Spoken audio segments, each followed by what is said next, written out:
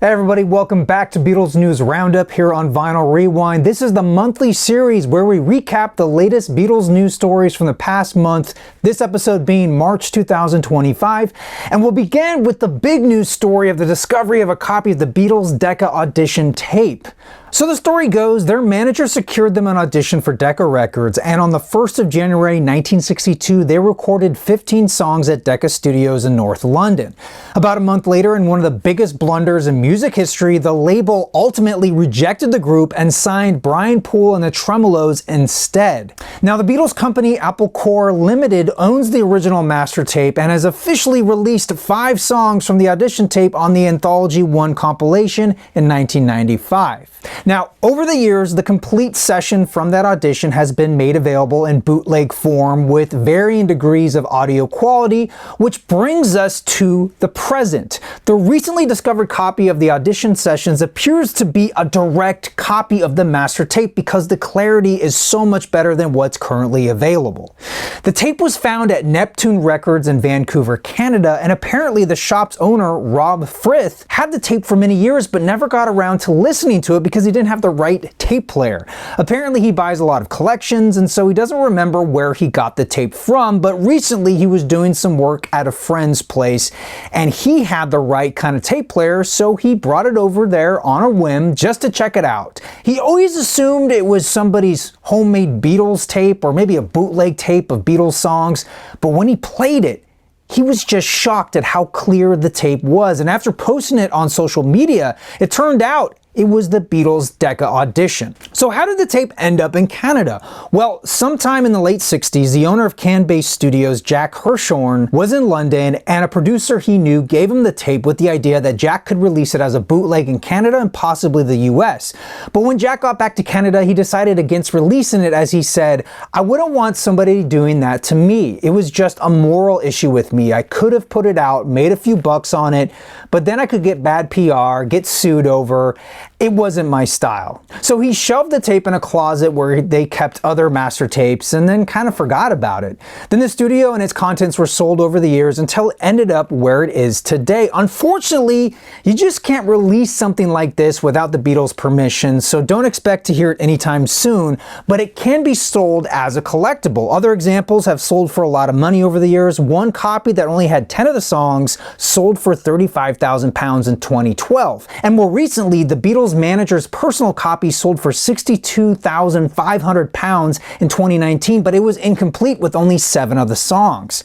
The tape's current owner has no plans to sell it anytime soon, but he has thought about hosting an event in Vancouver where people could come and listen to it live and then donate the proceeds to charity, which I think is a really cool idea. And now I'll leave you with this thought. There are some rumors that this holiday season, the big Beatles release will have something to do with celebrating the 30th anniversary of the Anthology series. And so we already know they're cleaning up the Anthology singles using AI technology, and there's already a pre-order up for the 25th anniversary reissue of the Anthology book, so perhaps we'll see something done with the Decca Audition, maybe even releasing the full session officially. Time will tell, but let me know what you think. Alright, moving on, there's not a lot of news on the Sam Mendes Beatles films. Well, we just got some late breaking news. Literally, as soon as I was finished taping, we got the news that Sam Mendes announced the official cast for the upcoming Beatles films at Sony's CinemaCon presentation in Las Vegas. This happened Monday, March 31st. So it's pretty much what we expected. We have Joseph Quinn as George Harrison, Paul Mescal as Paul McCartney, Barry Keoghan as Ringo Starr, and Harris Dickinson as John Lennon.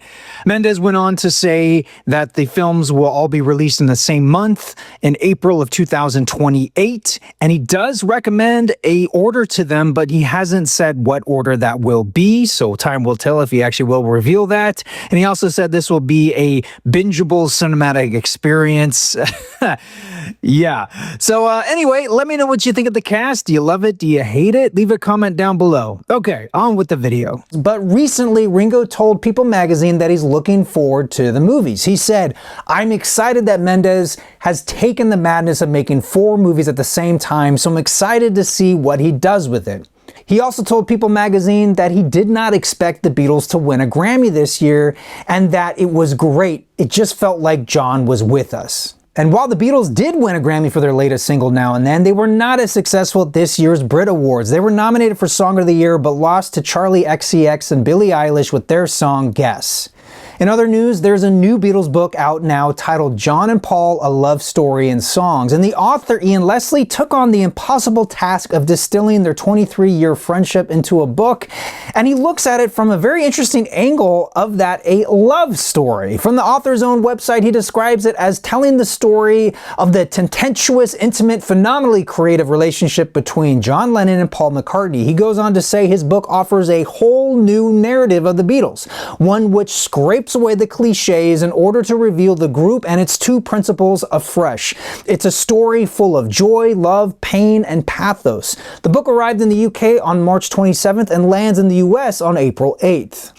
In other Beatles news, Far Out magazine just published a crazy fan story. I'm not joking. So back in 1966, a teenager thought it was a great idea to mail herself to the Beatles. She had help from a friend and they got this tea crate, basically a large box. She packed herself in it, and she lived in Sunderland, which is way up north in England, kind of near the border of Scotland. And the idea was to be delivered to the Beatles' doorstep in London. They somehow got her to the train station and apparently forgot to add air holes for her. Thankfully, a train conductor noticed something off with the package, and she was discovered before she passed out from lack of oxygen. I never thought of that as a possibility, but now that I think about it more, it really doesn't surprise me that at the height of Beatlemania, people would do crazy things just to get close to their favorite band. And speaking of Beatlemania, Rockaway Records here in Los Angeles recently put up for sale an original Beatles Contract from 1966.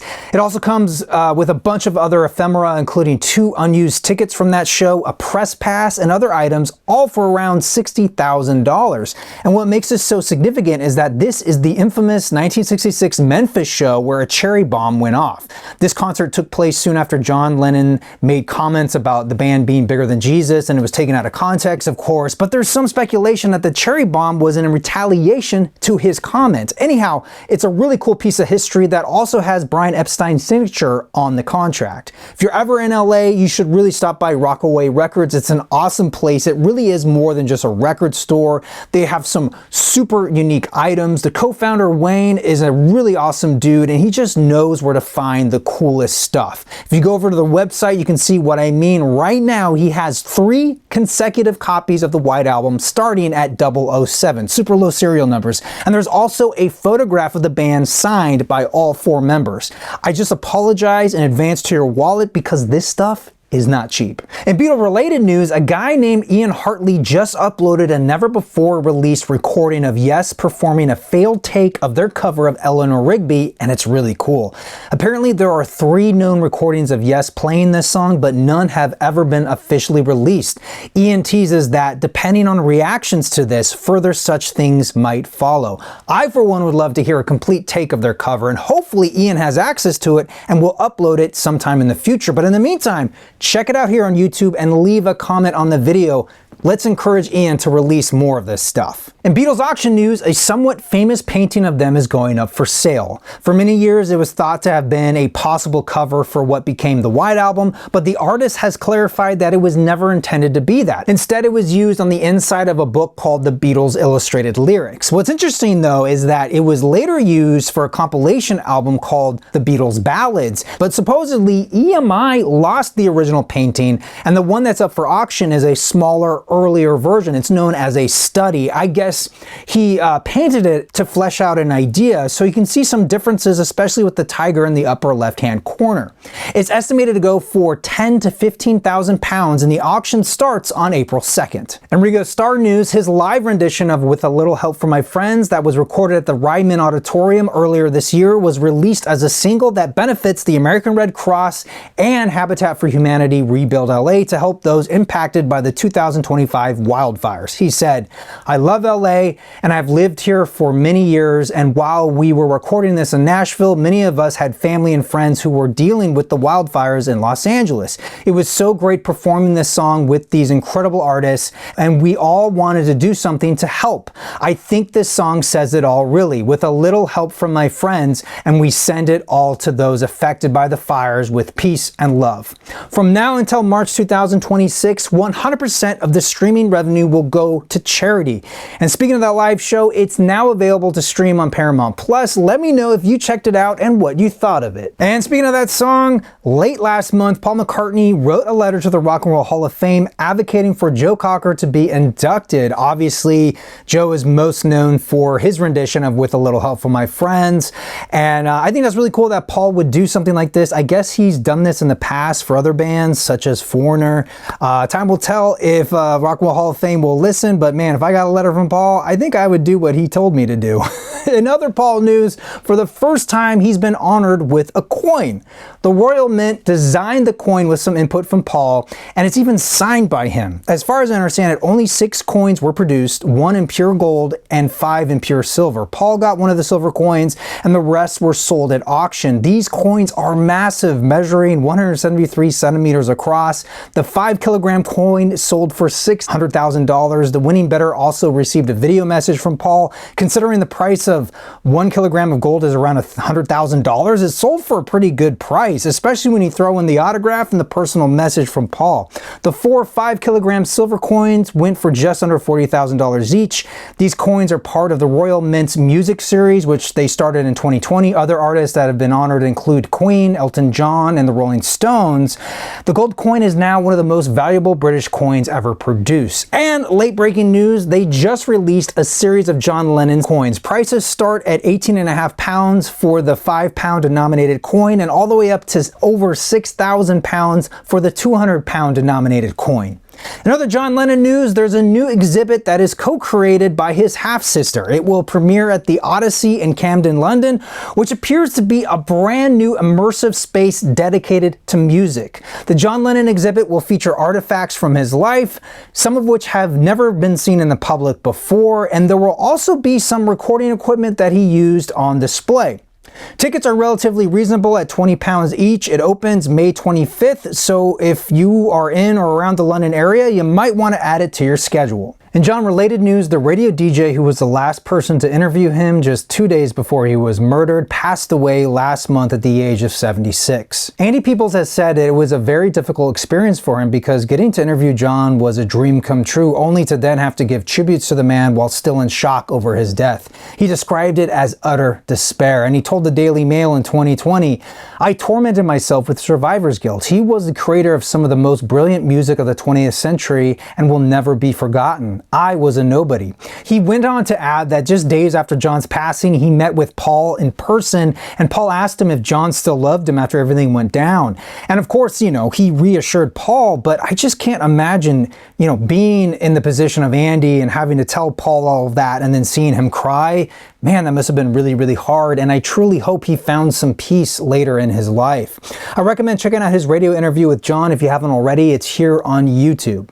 And the last piano John ever used was played again for the first time in nearly 30 years. Brad Kella, who won last year's The Piano, which is a televised music competition on BBC's Channel 4, played John's piano on March 28th at the Beatles Story Museum in Liverpool. If you are interested in checking out his performance, the Beatles Story Museum posted a live stream of the event over on their Instagram. In other John news, the new documentary 1-to-1 John or Yoko has a new official poster and trailer. The film examines roughly 18 months of their life living in New York City in the early 70s through the use of previously unseen video and unheard audio from the John Lennon archive. It also features newly restored and remastered footage of the 1-to-1 benefit concerts. One thing I think is really cool about the film is that they meticulously recreated their apartment from back then to help tell the story. It looks to be very immersive, and I'm looking forward to watching it. Here in the US, it'll be released exclusively in IMAX theaters starting on April 11th, and then it'll be made available on HBO and the streaming service Max. And speaking of Yoko Ono, there is a new biography out written by David Sheff, who also interviewed John or Yoko for Playboy magazine in 1980. And one of the things I found interesting reading an article about this book is that one of the big points it aims to clear up is her getting blamed for the breakup of the Beatles. And in the book, there's a quote that says something to the extent of, you know, if it wasn't for Yoko showing up to the Let It Be sessions, John probably wouldn't have showed up himself. So basically, we wouldn't have an album if it wasn't for Yoko. And so ultimately, there's a lot of different factors that played into their breakup, and she unfairly bore the blame for many, many years. The book also gives a lot of credit to Yoko's input on John's later work, including co-writing the song Imagine, and also encouraging him to write a song based on the phrase, "Give peace a chance." The book was published on March 25th and is available now. In Pete Best's news, he embarked on a small tour of the East Coast of the United States. Him and his band played a selection of about 20 covers of early rock and roll hits, with about 7 of them being early Beatles songs. If any of you ended up going, let me know how the concert was. In Beatles merch news, on Amazon you can now pre-order the 25th anniversary edition of the anthology book. I haven't seen any details about how it's different than the original, so stay tuned for that, but the original is fantastic and I think is a must-own for any Beatles fan. Honestly, used copies are pretty easy to come by, so definitely pick it up if you haven't already. Over on the Beatles official web store, they are offering a black Crossley C6 turntable with a custom dust cover featuring a collage of ticket stubs and posters from their 1964 tour. The turntable also comes with a portable Bluetooth speaker. In the US, the price is $229 before tax and shipping. Personally, while I kind of like the design of the collage, I'm just not a fan of the execution. You know, because it's printed on the clear dust cover, half the time you're not going to be able to see it or really read it because it's going to be backwards if you have the dust cover open. You know, I think it would have been better to have screen printed it on the plinth like they've done for the past for other turntables. As for the turntable itself, while it's not the worst thing Crossley makes, it's far from one I'd recommend, but still it's a step up from their suitcase models. In other merch news, Corgi has a new die-cast double-decker bus for sale featuring artwork from their debut album, Please Please Me. You can pick it up from the official Beatles web store. And I gotta say, as a kid, I had a bus very similar to this one. I don't know if it was made by Corgi, but man, looking at that bus now, I have like a ton of memories flooding back to me. I don't know, I may have to pick up one of these. We'll see. And this past month in Beatles history, 62 years ago, their debut album, Please Please Me, was released in the UK. By May of 1963, it was atop of the UK charts and stayed there for 30 weeks until it was surpassed by their second album with the Beatles. And a fun bit of trivia, it was initially only available in mono, as the stereo version wasn't released until the following month on the 26th of April. The earliest mono pressings can fetch a lot of money because they were only on sale for a few weeks. They can be identified by the older Parlophone logo and the misprint credit of Dick James Music instead of Northern Songs. Alright everybody, that will do it for today. Thank you all so much for watching, but I especially want to thank all my members over on Patreon. I'm your Vinyl Geek, and I'll catch you on the flip side.